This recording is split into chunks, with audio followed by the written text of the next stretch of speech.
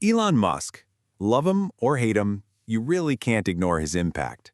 But what's the actual philosophy? The secret sauce that drives him? It's not just about ambition. It turns out there's a specific, repeatable blueprint behind it all. And today, we're going to break it down and distill the core lessons from his playbook for building the future. So to really get this, we've got to go back in time. Picture this. The year is 2002. Musk has just sold PayPal to eBay, and boom, he's suddenly faced with a decision that would change pretty much everything. After taxes, this is the number he's staring at. $180 million. That's an absolutely staggering amount of money. Enough to set anyone up for life. A life of total comfort, luxury, and absolutely zero risk. Now, seriously, just take a second. What would you do with that kind of cash? Buy an island? Start a foundation? Just retire forever? The choice he made right at this moment is what sets the stage for everything that followed. He didn't just reinvest a little bit. He pushed every single chip he had to the center of the table. $100 million went into a private rocket company, something only global superpowers were doing at the time. Another $70 million into an electric car company when gasoline was king. And, just for good measure, $10 million into a solar energy venture. Pretty much everyone thought it was financial suicide. So what on earth allows a person to make a bet like that? Well, it all starts with the first pillar of his blueprint, the mindset. And here's the thing, it's not about being fearless. It's about having something that matters more than the fear itself.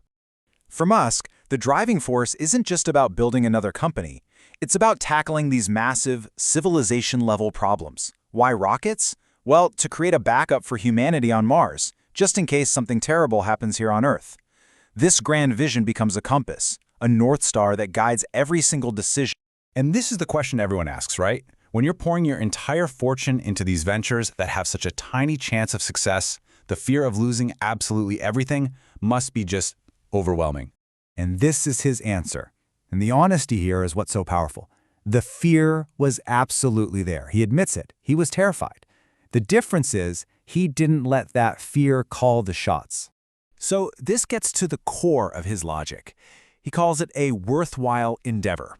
It's a mission that's so critical, so important, that you have to pursue it, even if the odds are stacked against you and failure is the most likely outcome.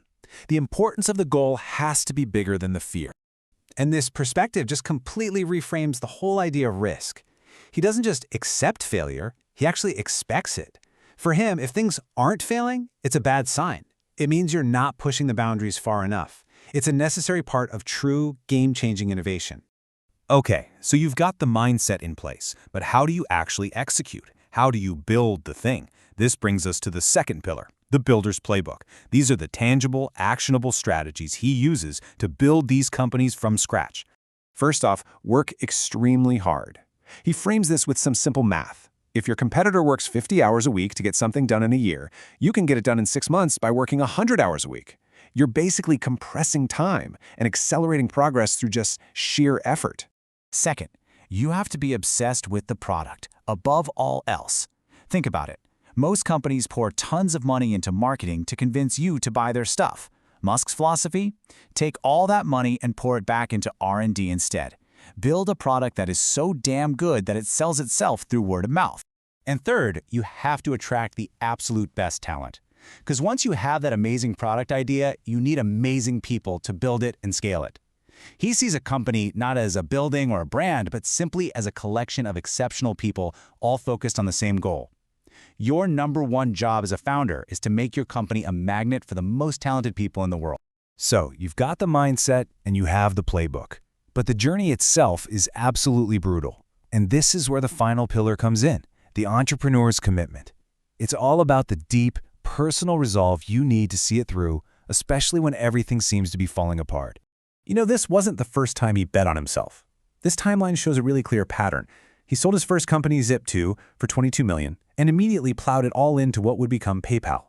Then he took his PayPal winnings and did the exact same thing again, but on a scale that was just orders of magnitude larger. It's a history of total, all-in personal investment. And this is the principle behind that. For him, having your own skin in the game is the ultimate sign of belief. It's what gives you the moral authority to ask brilliant engineers to leave their safe jobs and risk their careers on your vision. It's the price of admission for asking anyone else to join your cause. And the commitment required goes so far beyond just money. Think about this for a second. Neil Armstrong, the first man on the moon, Musk's personal hero, publicly testified against private space companies like SpaceX. Can you imagine the crushing emotional weight of having your own inspiration actively oppose your life's mission?